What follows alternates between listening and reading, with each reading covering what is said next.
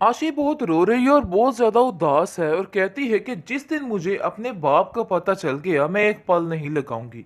आप लोगों के पास तो बिल्कुल भी नहीं रहूंगी, क्योंकि आप लोगों को मैंने आजमा लिया, आप लोगों को देख लिया कि कितने लालच के भरे आप लोग हो। और ज़रूर कोई ना कोई ऐसी बात तो होगी जो आपको बाबा छोड़ कर गए हैं, क्योंकि गलती मुझे लग रहा है सिर्फ आपकी थी और कुछ भी नहीं। जिस पर आप देखेंगे कि उसकी नानी कहती है कि अरे तेरा दिमाग तो नहीं खराब हो गया, आखिर तू दुश्मनों की साफ में क्यों खड़ी हो गई है जाके। देखो सरा कैसे तुम्हारी बेटी तुम्हारे आगे आके खड़ी हो गई। मुझे तो समझ ही नहीं आ रही ये क्या कर रही है। जिस पर वो कहती है कि बिलाल के बारे में जो कुछ आप सोच रहे हैं ऐसा कुछ भी मत करना, क्योंकि वो भी आपके साथ का लालची इंसान है। मैं ये बात आप लोगों को कह देती हूँ। अजरा उसको काफ़ी तसल्ली देती है और आशी को कहती है कि तुम क्यों फिक्र कर रही हो। अरे देखो मैं ऐसा कुछ भी नहीं होने दूंगी। मैं हमेशा तुम्हारा साथ देने के लिए तैयार हूँ और देती रहूंगी। तुम इन लोगों के लिए कभी भी परेशान मत होना। यानी कि बड़ी तसल्ली देती है, जिस पर आप देखेंगे कि वो ज़ारो को तार रोने लग जाती है और कहती है कि आखिर ये लोग मेरे साथ ऐसा कैसे कर सकते हैं। अपने मुफाद की खातिर कोई किसी का गला कैसे घोंट सकता है।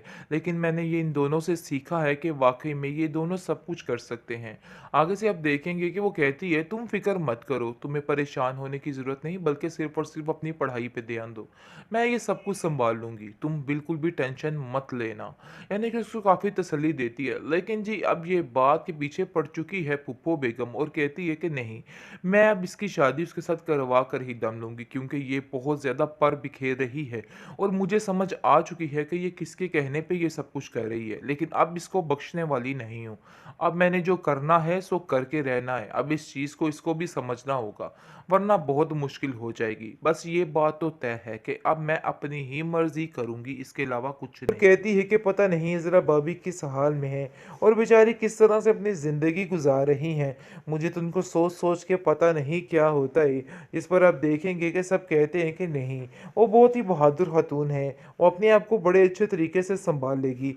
लेकिन दूसरी तरफ फूफो जान बहुत ज़्यादा परेशान भी है कि आखिर ये क्या हो रहा है, क्योंकि वो तो कुछ और चाहती थी और ये कुछ और ही बन रहा है। और वो आयशा से इस बारे में बात करती है और कैसी कैसी मुझे साफ साफ बताओ ये क्या माजरा है। आगे से वो कहती है कि बस मैं भी आपको बता दे रही हूँ, अगर कोई ऐसी बात अब सामने आई तो समझिए कि ये सारी बातें अदालत में ही जाएंगी और मैं इस बातों को बताने से बिल्कुल भी गुरेज नहीं करूँगी।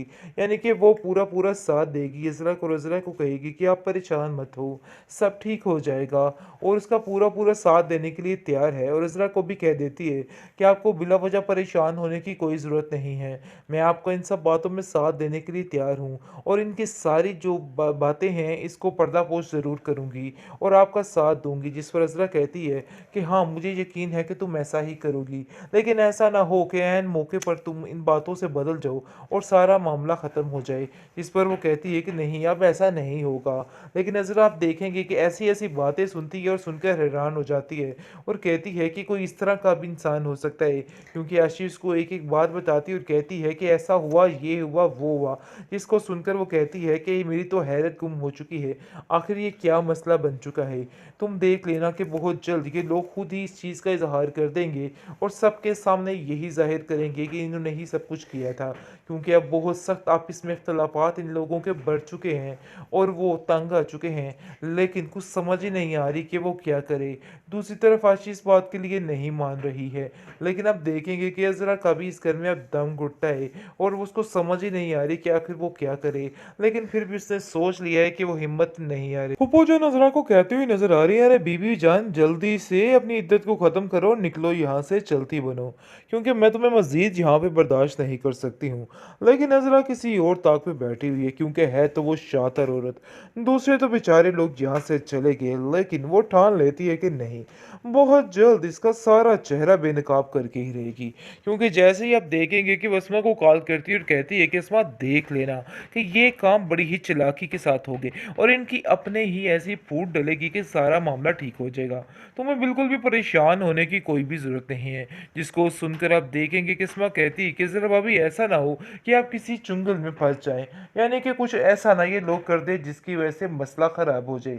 इस पर वो कहती है कि तुम फिक्र मत मत करो, मैं इधर सब कुछ हैंडल कर लूँगी। बल्कि तुम नहीं जानती कि आप लोगों के जाने के बाद इधर क्या मुश्किल हो रहा है। जिसको सुनकर वो कहती है कि आखिर क्या हुआ? आगे से आप देखेंगे कि वो बताती है कि इनकी आपस में ही फूट पड़ चुकी है।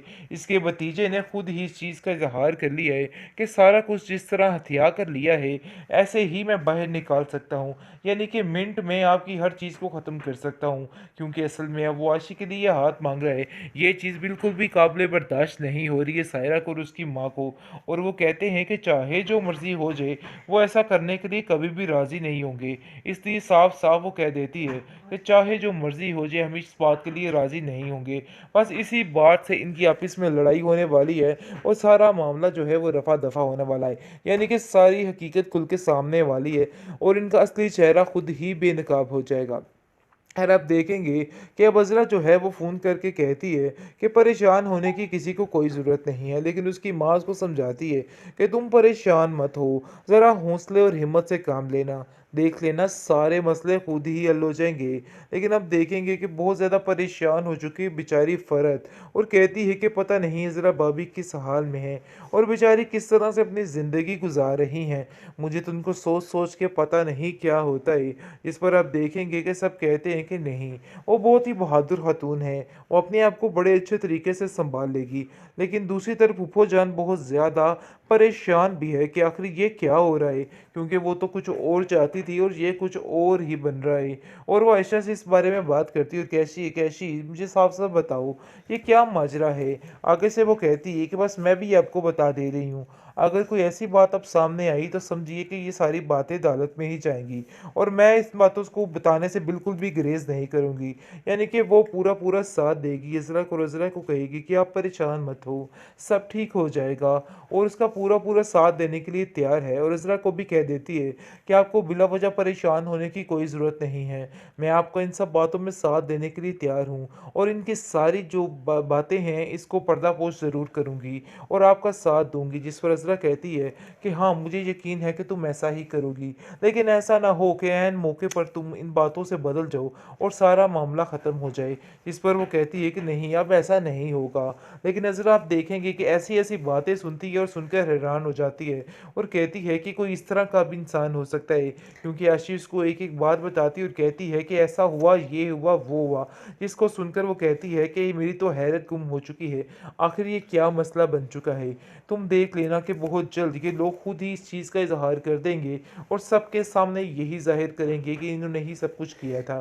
क्योंकि अब बहुत सख्त आपस में इख्तलाफात इन लोगों के बढ़ चुके हैं और वो तंग आ चुके हैं। लेकिन कुछ समझ ही नहीं आ रही कि वो क्या करे।